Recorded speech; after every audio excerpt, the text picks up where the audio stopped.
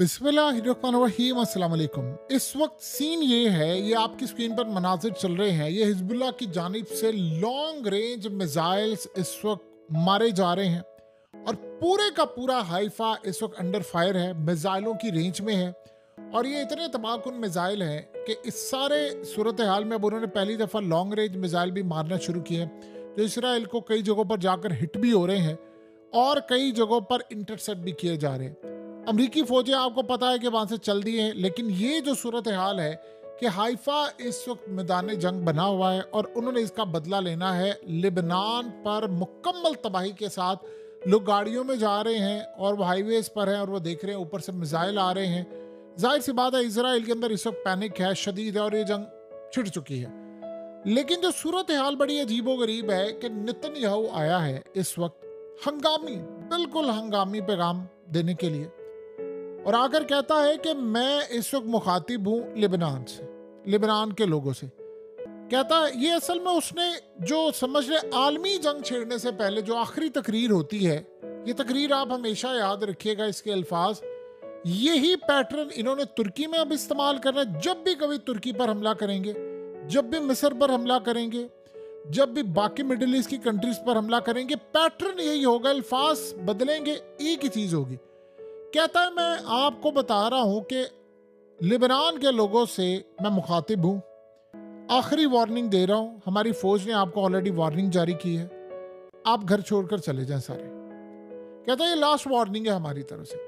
कहता है आपके घरों में मिसाइल हैं, रॉकेट्स हैं, जो आपके गिराज में हैं, आपकी हर जगह पर हिजबुल्लाह ने रखे हुए हैं। वो रॉकेट्स आकर हमें मार रहे हैं, हमारी फौज को मार रहे हैं, हमारे शहरों को उड़ा रहे हैं, हमारे घरों को तबाह कर रहे हैं, तमाम जगहों पर तबाही हो रही है। हम लास्ट दफा आपको वार्न कर रहे हैं, मैं आपको कह रहा हूं कि आप लोग घर से निकल जाएं, हमने आपके घरों को तबाह करना है। उनमें रॉकेट्स हैं, उनमें मिसाइल है, तमाम चीजें, हमने पीछे नहीं हटना।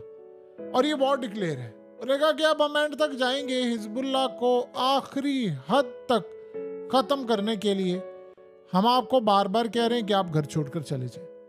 अब उसने इस सारी सूरत हाल में पैगाम दिया लिबनान के अंदर और आप देखिए उसके बाद क्या हुआ है कि वहां पर लोगों को आप देख सकते हैं, जरा आपकी स्क्रीन पर इस वक्त चल रहा है, लोगों के मोबाइल पर कॉल्स जाना शुरू होगी, तमाम लोगों के वहां पर जिन एरियाज में, ये बस जाहिर सी बात है टेक्नोलॉजी है, सबके टावर्स हैक किए हुए हैं इन्होंने, वहां पर कॉल्स आ रही हैं, सबके घरों को कह रहे हैं कि निकल जाएं घरों से, आखिरी वार्निंग है। अब इमेजिन कर लें कि गजा में लोगों ने, किसी ने इनकी मदद नहीं की थी गजा के लोगों की। अब लिबनान की बारी है, फिर शाम की बारी है, फिर तुर्की की बारी है, फिर मिडिल ईस्ट की बाकी कंट्रीज की, सबके साथ पैटर्न यही रहेगा। उनको कह रहे हैं कि अब यहाँ से निकल जाएं और अब आपकी तबाही का वक्त आ गया, वरना फिर आप मारे जाएंगे और बाकी सब होगा, फिर हम जिम्मेदार नहीं है, हमारी फौज ने आपको वार्न किया है और आप चले जाए। उसके बाद कॉल्स जा रही हैं, लोग गाड़ियों में जा रहे हैं तो उनके एफएम सुन रहे हैं, रेडियो सुन रहे हैं, वहां पर हैक करके इन्होंने एफएम वगैरह सब जगहों पर पैगाम दे रहे हैं और अरबिक के अंदर पैगाम जा रहा है, कॉल्स जा रही हैं रिकॉर्डेड अरबिक के अंदर, उनको पैगाम दे रहे हैं। उसके बाद की क्या सूरत हाल है, नेतन्याहू गया है, शेल्टर्स में बैठा है, आर्मी चीफ साथ है, सारे इंटेलिजेंस के लोग, एयर चीफ से लेकर तमाम बड़े करता धरता इनके साथ है, वहां पर चेहरे पर खौफ है, पैनिक फैला हुआ है। जाहिर सी बात है, आप देख सकते हैं कि आप नेतन्याहू की तस्वीर उठा लें, इन सबकी उठा लें, आज से 1 साल पहले की और अब की सूरत हाल, वो कितनी तबाहकुन। वहां पर वो गया और जाकर उनको कहता है कि बस अब आप जंग छेड़े, अब उसमें जितनी मर्जी तबाही होती है हमारी, जितनी मर्जी होती है लेबनान की, आपने खंडर बनाना। ऑर्डर वहां पर क्या जारी करता है, ऑर्डर वहां पर ये जारी करता है कि मुझे कारपेट बॉम्बिंग चाहिए, बिल्कुल 0/0 चाहिए।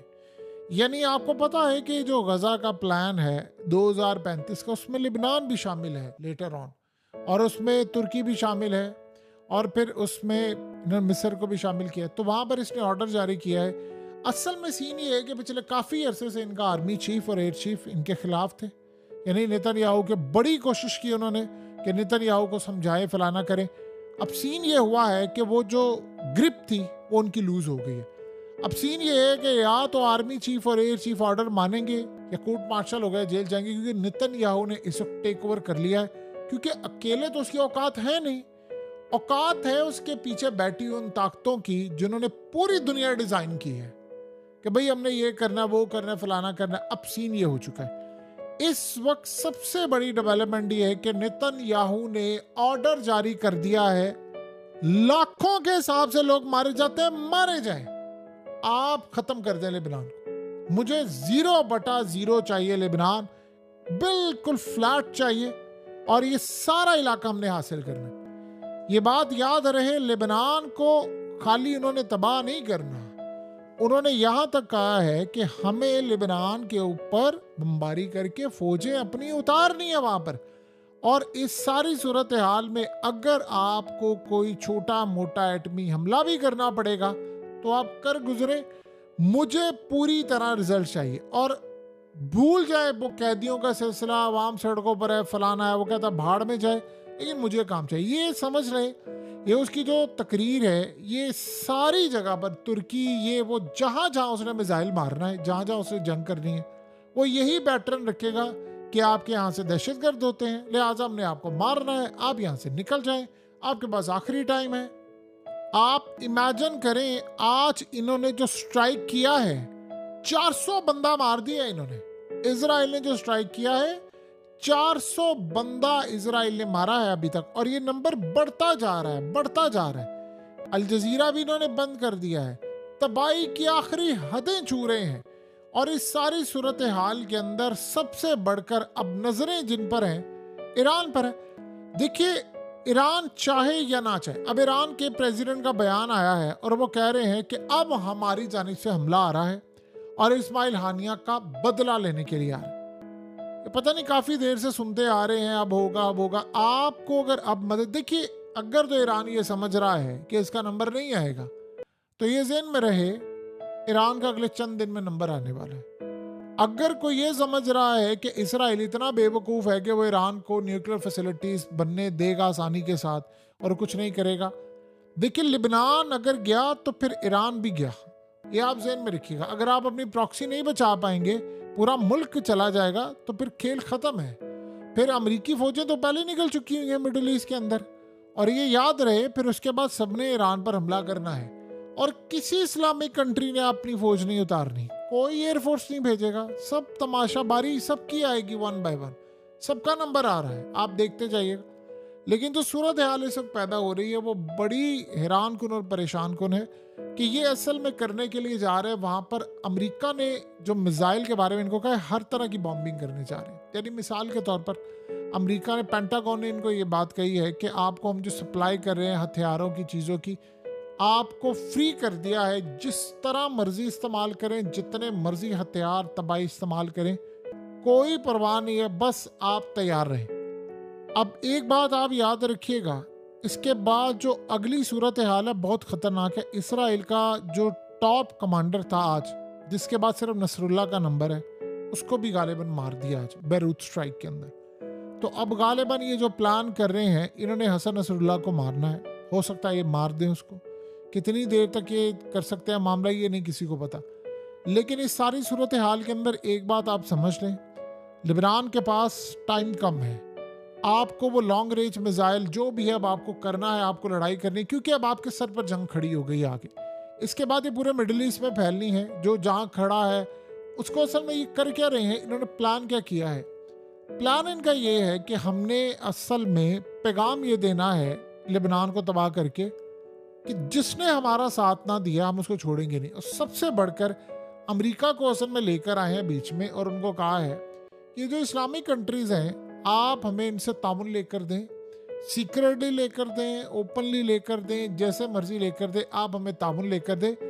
दुनिया, एक बात याद रहे, अगले लम्हे पर जो तबाही देखने जा रही है वो वेस्ट बैंक है, और वहाँ पर जो जगह हैं जो हमारी हैं, ये इन सबको मलिया मेट करने जा रहे हैं। उसके बाद क्या होगा ये किसी को नहीं पता, क्या मामला होगा क्या नहीं होगा। अगर आप लेबनान को इस वक्त जलता हुआ देख रहे हैं या वहाँ की तबाही देख रहे हैं और वो अपनी कैपेसिटी के मुताबिक कर रहे हैं, तो याद रहे ये पुरानी जंगें नहीं है। इजराइल अपने वो समझ से है कि हमारे वो सितारों की रोशनी में वो दिन आ गए हैं 2000 साल बाद, तो हमने अब आगे बढ़ना है। इसके लिए उनको अगर पूरी दुनिया को पूरी दुनिया को लपेट में लेना पड़े वो ले लेंगे। सो वो तैयार हैं। सो अब सूरत हाल ये देखनी है कि ये जो आलमी जंग का नक्शा बनने वाला है उसमें रूस का किरदार क्या होगा, ईरान का क्या होगा। देखिए, यमन और ईरान ये दो ममालिक ऐसे हैं जो अगर यानी फुल फ्लेज इस जंग में कूदते हैं तो ये इसराइल को बहुत हद तक नुकसान पहुंचा देगी। देखिए, अगर तो ईरान ये समझ रहा है कि उसका एटमी प्रोग्राम तबाह नहीं करेंगे तो फिर ये बहुत बड़ी गलतफहमी में वो प्लान करके बैठे हैं कि हमने अपना भी बचाना है और इनका भी तबाह करना है। तो जो सूरत हाल है वो अब सामने होगी। देखने वाला सीन ये होगा कि किस लेवल तक है। यमन का सरप्राइज हो सकता है कल आ जाए, परसों आ जाए, लेकिन वहां पर भी एक गुफ्तगू यानी हो चुकी है और वो भी लड़ाई के लिए तैयार है।